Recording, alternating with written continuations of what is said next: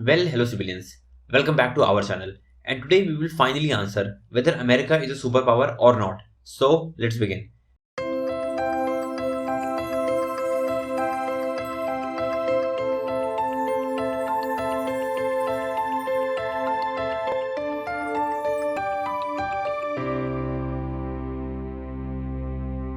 Now, if we come back to our question whether USA is a superpower, then the answer would be of course, USA is a superpower. But the problem with being a superpower lies in the definition that defines it. Earlier, a country was defined as a superpower when it had the following features such as a robust and diversified economy, strong diplomatic ties with other nations, a strong army that's capable of defending the nation in case of a war or conflict, and a country that has a strong cultural impact around the globe.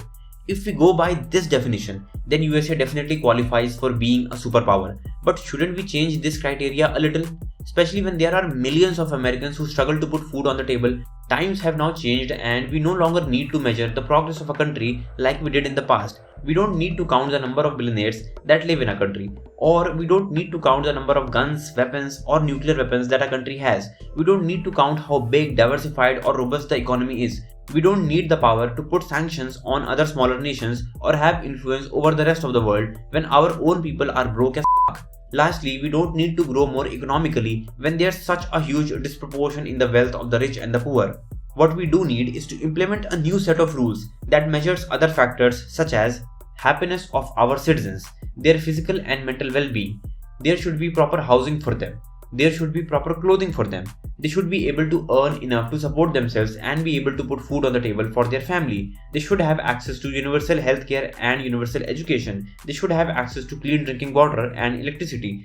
They should have access to an active internet connection because in this post-pandemic era, the internet is a much needed necessity and a basic human right. They should have the same opportunities as the wealthy people. They should feel a sense of security when it comes to democracy or electing their government. They should feel good about their environment where it's been taken care of and preserved with utmost care, and at the same time it shouldn't be exploited for illegal profits. Now you would think that I'm out of my mind. But when you take a trip to Bhutan or watch a video about it on YouTube, your views and opinions will completely change. Now Bhutan is the only country in the world that measures their growth of their country by GNH aka Gross National Happiness instead of GDP aka Gross Domestic Product. It focuses on preserving their environment to such an extent that more than 70% of their land mass is forested. And it's written in the constitution of Bhutan that a minimum of 60% of their land mass will always be under forest cover. Bhutan is the only country in the world which is carbon negative, which means it absorbs more carbon than it emits. While some countries have targeted to become carbon neutral by 2030 or 2050, it has achieved more than this a few years ago. Now Bhutan ranks 133rd by land mass, so it isn't a huge country. And it ranks 160th by population, so they don't have a lot of people as well. This may lead you to think that it can't be a superpower, but it's a very peaceful country as it ranks 15 in the Global Peace Index and it ranks 24th in the Corruption Perceptions Index. Now the shocking fact is that it's higher than the USA in both these rankings despite having a smaller economy, lesser diplomatic power, lesser cultural impact, lesser land mass and lesser population. Education and healthcare is also completely free for all the citizens in Bhutan, something that you won't find in the USA. Now they're so effective at governance that they vaccinated 93% of their adult population in just 16 days, which is truly amazing. Although we don't want to hide anything from you, as the USA is better than Bhutan in other aspects such as Human Development Index and in case of ease of doing business. But where Bhutan really excels is the fact that it shows us that you don't need to be a global superpower or a hyperpower in order to make your citizens happy, content or satisfied. Bhutan has shown us that a country should emphasize on progress, prosperity and peacefulness instead of just being powerful.